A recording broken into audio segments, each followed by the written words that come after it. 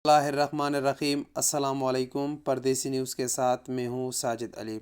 आज की जदीद और तरक्की याफ्ता सऊदी अरब तरक्की पजीर और गरीब मुल्क से कैसे इतने तरक्की तक पहुँचा, इसका अंदाज़ा आप आज की इस वीडियो से लगा सकते हैं। आज की हम जो आपके साथ वीडियो शेयर करने वाले हैं, ये आज से तकरीबन 78 साल पहले 1942 में बनी हुई है, जिस वक़्त पेट्रोल सऊदी अरब में नया नया दरियाफ़्त हुआ था और उस वक़्त पेट्रोल को ऊँटों के ज़रिए सऊदी अरब से दूसरे ममालिक को ट्रांसपोर्ट किया जा रहा था। ये वीडियो सूरिया और लबनान तक जब पेट्रोल ऊँटों पर लाद कर लेके जा रहे थे उस वक़्त की बनी हुई है।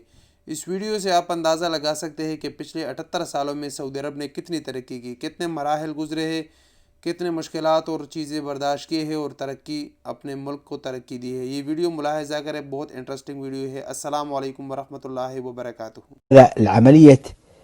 شحن البترول، يجون يعبون بترول ويسلمونه للشخص اللي يستلمه ويبصم، يحط بصمتك ايه ويودونه. هذا المقطع صور عام 1942، يعني له حول 78 سنة اليوم.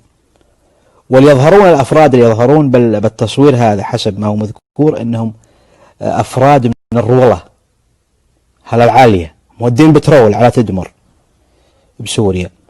وطبعا يعني سفينة الصحراء قبل هي اللي تودي، سفينة الصحراء مو يعني الحين سفن وباخرات، لكن قبل هذه الطريقة. شوفوا شلون ينقلون البترول عن الجمال، والله شذري لها مشاركات حتى بالبترول.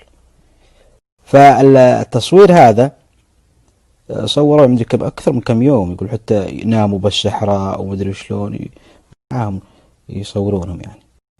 لكن هذه يعتبر من المقاطع النادرة لعملية نقل النفط أو البترول عام 1942. مرحة خلق الله، مرحة. طبعا تعتبر هذه من أيام بدايات البترول.